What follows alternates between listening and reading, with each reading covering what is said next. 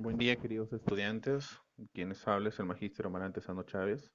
El día de hoy vamos a tocar el tema de la teoría del conductismo. Primero vamos a revisar algunos aportes de su fundador, luego pasaremos a los aportes a la psicología y finalmente los aportes a la educación. Bueno, para comentar al inicio de la teoría del conductismo, vamos a ver un poco sobre su fundador, que es John Brothers Watson. Él nació en 1978 y falleció en 1958 en Estados Unidos. Psicólogo de profesión, también fue docente universitario y él estuvo a cargo del Laboratorio de Psicología en la Universidad de Chicago. También se le conoce como el fundador y principal representante del conductismo. Entre sus principales obras tenemos La educación animal, La conducta, una introducción psicológica, bueno, a la psicología comparativa. En este libro él hace una comparación entre las conductas animales y humanas, también el conductismo y el cuidado psicológico del niño pequeño. Bueno, como ustedes verán, tienen justo debajo los URLs si ustedes quisieran explorar un poco más al respecto. ¿Cuáles son los principales aportes que tuvo la psicología? Básicamente intentó predecir la respuesta de un organismo frente a un estímulo. Entonces, por primera vez, él llega a acuñar esos términos de estímulo-respuesta. Para esto, ya este investigador, John Bradley Watson, había ya intentado compilar algunos tipos de conductas que nosotros teníamos frente a ciertos estímulos. Pero como no es herético trabajar pues, con seres humanos, lo primero que comenzó a hacer fue hacer algunos estudios o ensayos con animales. El conductismo de Watson menciona que, bueno, básicamente el ser humano debe basarse en las observaciones de las conductas. ¿Por qué? Porque los pensamientos y las emociones no son observables hasta que éstas se puedan mostrar como conductas. Entonces él focalizó su teoría en lo que podía observar. Para Watson, las asociaciones bien aprendidas entre estímulos y respuestas son lo que nosotros conocemos como hábitos. El concepto de la educación conductista es aquella que se da a través de la influencia del medio ambiente y de los estímulos que se realicen en el educando, con el fin de recibir una respuesta esperada. Bueno, ahora vamos a tocar los aportes a la educación. Primero que él sostuvo que si el ambiente del niño podría ser controlado, entonces podría convertir a ese niño en el tipo de persona que quisiera. El conductismo en la educación actualmente está muy estigmatizado debido a que se ha sufrido un enorme sesgo respecto a los aportes del conductismo.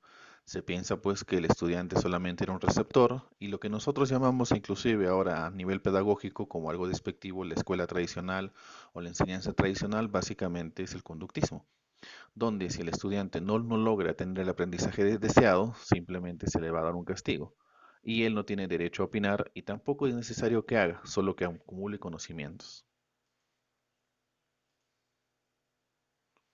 Si nosotros viéramos en qué se basa el conductismo en la educación, entenderíamos que primero se entiende que la enseñanza consiste en depositar la información en el estudiante y que el aprendizaje se concibe como un cambio de conducta estable y que el maestro básicamente es un ingeniero educacional, o sea, que ve la mejor forma en que los estudiantes deben obtener sus conocimientos, pero no hay un feedback, o sea, no se necesita de la opinión de los estudiantes, ya que el alumno o el estudiante es solamente un buen receptor de contenidos. Y la evaluación se hace solo por productos, o sea, a nivel de exámenes o rendimiento de algunas pruebas, pero no se controla el proceso, no existe la evaluación formativa. Existen ventajas y desventajas, porque no todo lo del conductismo fue negativo. Entre las principales ventajas se puede observar las maneras de evaluar, o sea, hay un punto objetivo, recuenta el desarrollo y el logro de los aprendizajes de los estudiantes. Modifica el comportamiento dando oportunidad a un refuerzo. Pero claro, aquí hay que repensar un poco sobre qué comportamientos realmente son los que se deberían valorar. Y actualmente es un paradigma que aún sigue presente en la enseñanza-aprendizaje. Inclusive en muchas de las clases todavía se tiene un cierto aspecto de conductismo. Porque actualmente, a pesar de que los modelos pedagógicos han cambiado, al estudiante se le sigue premiando igual con un refuerzo positivo, que en este caso son las notas, ¿no? En este caso, si nosotros quisiéramos cambiar este modelo, deberíamos cambiar la forma de evaluación. Bueno, entre las desventajas del método, entre las más evidentes, son el intento de predecir y controlar la conducta en forma empírica y experimental. Yo se llega a notar que simplemente es imposible hacer esto debido a que o bien el refuerzo tiene que darse todo el tiempo, o en su defecto, ¿dónde queda la reflexión del estudiante? ¿Dónde queda el proceso de metacognición? De que él controle y dirija sus aprendizajes. En este caso estaríamos limitando también el desarrollo de la autonomía. La enseñanza se emplea como un paradigma de contingencia, de refuerzo que modifica la conducta del estudiante.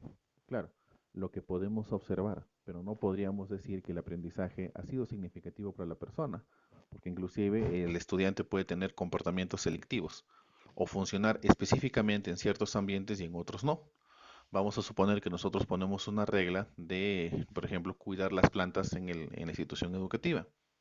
El estudiante, mientras esté en la institución educativa, las va a cumplir porque tiene miedo al castigo. Sin embargo, apenas sale de la institución educativa, puede ir a un parque y maltratar las plantas y romperlas. Local diría que ese estudiante en realidad solamente ha mostrado una conducta en cierto punto, pero no en general. O sea, no ha logrado consolidar ese aprendizaje. Y finalmente se condiciona a los alumnos o estudiantes a realizar actividades previamente definidas sin darles la opción a que ellos puedan buscar nuevas actividades o que propongan ellos qué actividades pueden dirigir sus aprendizajes. No existe la consulta. Bueno, hasta aquí les agradezco por su atención. La única consulta que les voy a dejar a ustedes es, existen muchas personas que tienen, bueno, este es un caso, existen muchas personas que dependen de las supersticiones. Quiero que ustedes me expliquen qué relación tienen las supersticiones con el conductismo, cómo se crean las supersticiones que nosotros tenemos con la corriente conductista. Mi sugerencia es que puedan revisar información sobre Skinner. Que tengan buen día.